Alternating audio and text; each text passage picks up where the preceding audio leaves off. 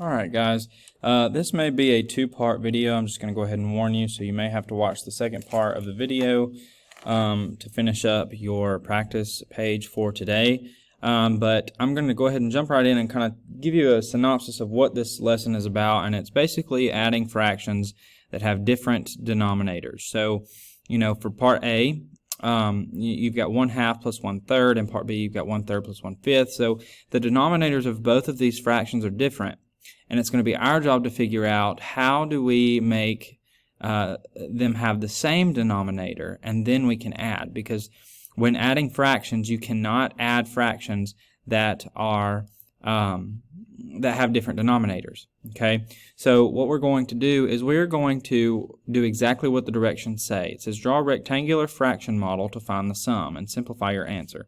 So we're really just focused on drawing a model. Okay, so if you remember from earlier, I think in lesson 1, we were talking about drawing models. Okay, so here's my first model that's going to represent 1/2, and then here's my second model that's going to represent 1/3. Okay, so if I draw this and I use a vertical line and then I shade half of it, I can now see that 1/2 is shaded. Okay, so this represents 1/2. And then this one, I need 3 equal units within this rectangle. Okay, so the way I'm going to do that is I'm going to draw 2 vertical lines. Okay, and then I'm going to shade 1/3 of it. So now I have a model that represents 1/3 and 1/2. Okay, so it's going to be our job to figure out how can I break these boxes up to where, or divide these units up into equal parts. And so really we want to find a common factor that they are common denominator. Okay, and that just means that we want to find a number that they have in common. You know, this can be whether, you know, if you can think ahead and think outside the box, you can just multiply and do a factor tree. But we're going to use the model to do that. So we've drawn the diagram, and what happens when I draw a line straight through the middle of this 1/3?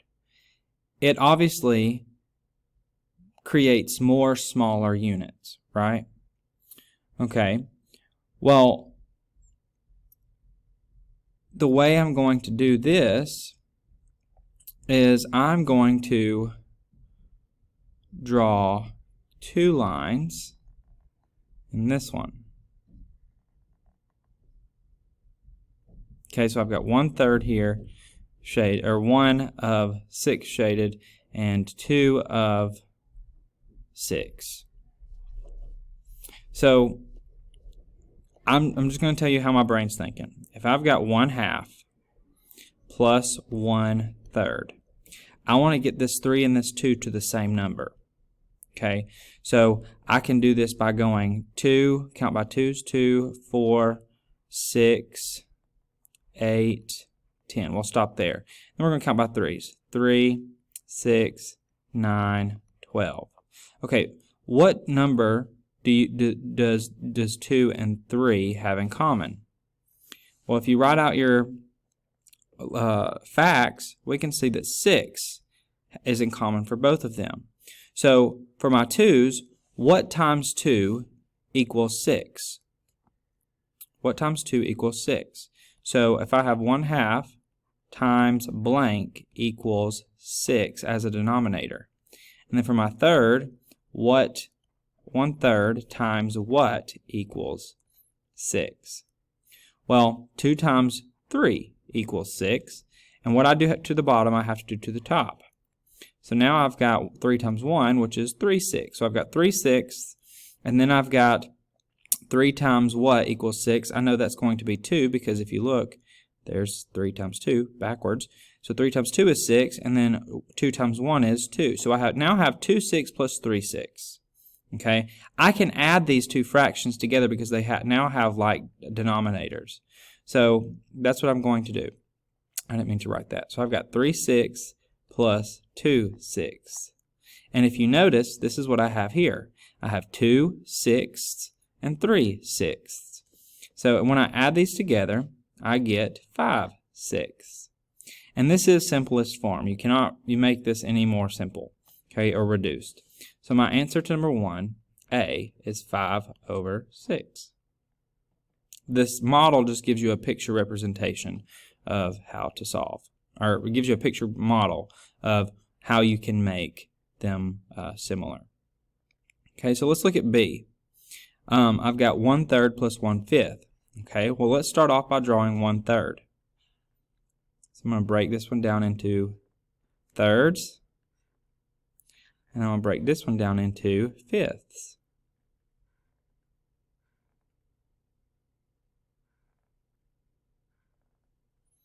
Okay, I'm going to shade 1/3. I'm going to shade 1/5. Now, what happens when I split this in half?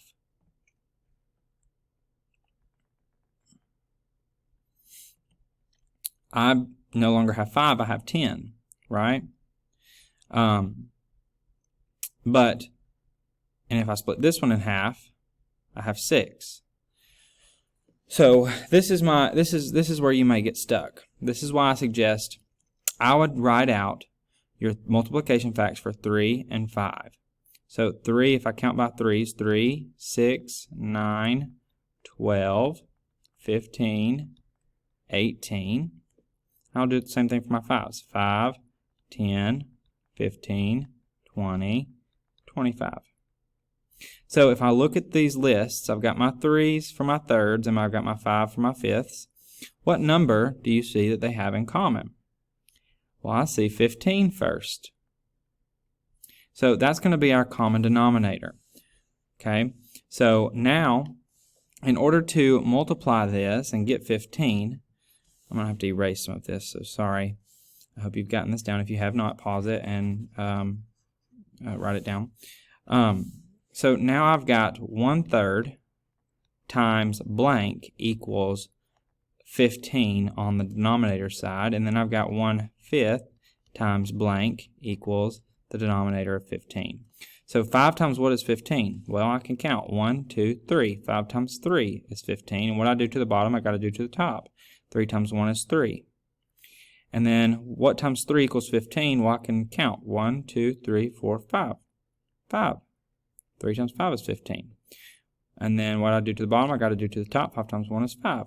Now they have the same denominator, so I can add them.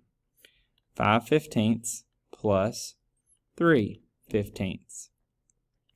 And I know that 5 plus 3 is 8, and my denominator stays the same.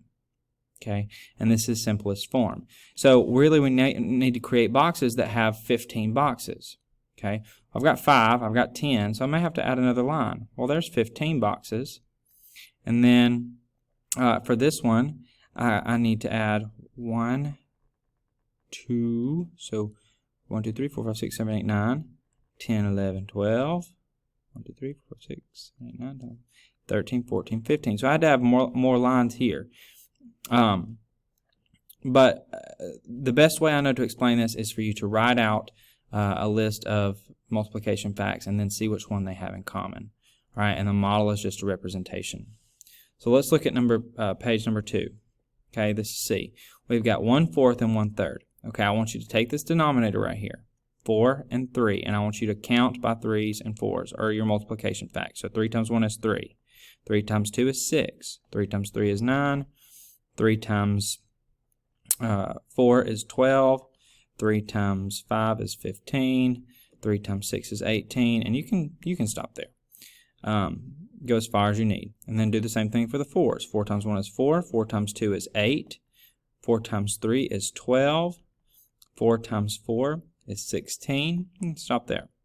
And I'm stopping here because I already noticed that I have 2 of the same products. I've got 12 and I've got 12. And that's the smallest product. So now the question is if I want 12, excuse me, let me back up. I've got 1/4. So what times 1/4 gives me a denominator of 12? And then what times 1/3 gives me a denominator of 12?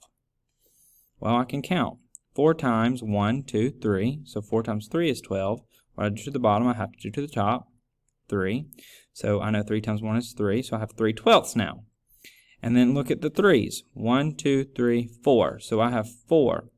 So 1 times 4 and 3 times 4. 3 times 4 is 12 and 4 times 1 is 4. So now I can add them. 3/12 plus 4/12 is 7/12. So my product here is 7/12. Okay. Now I want to do the same thing for D.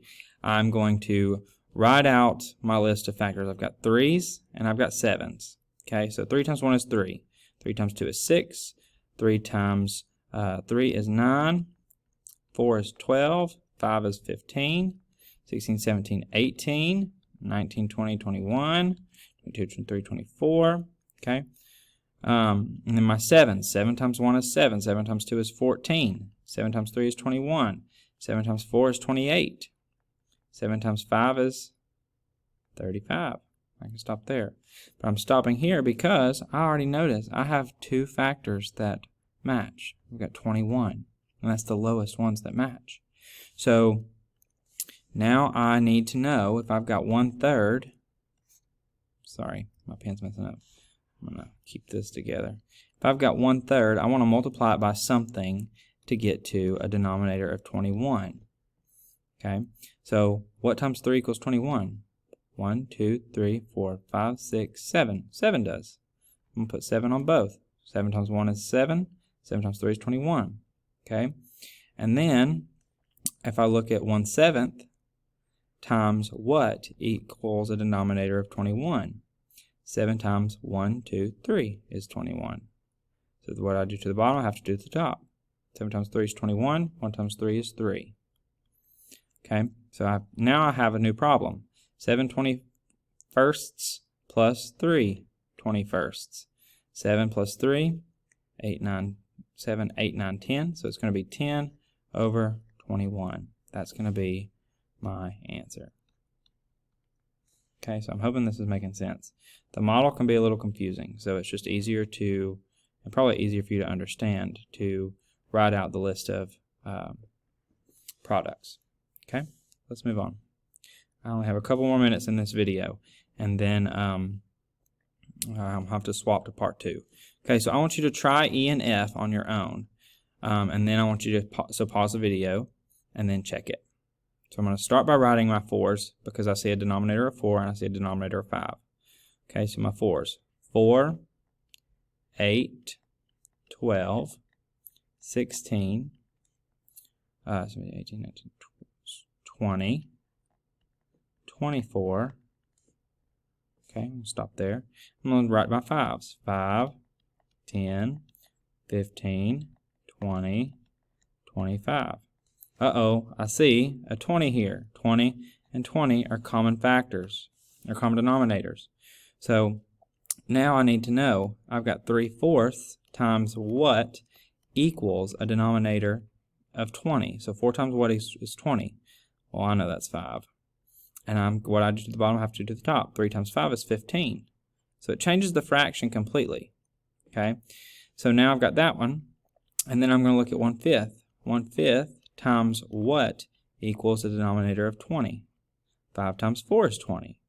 1 times 4 is 4.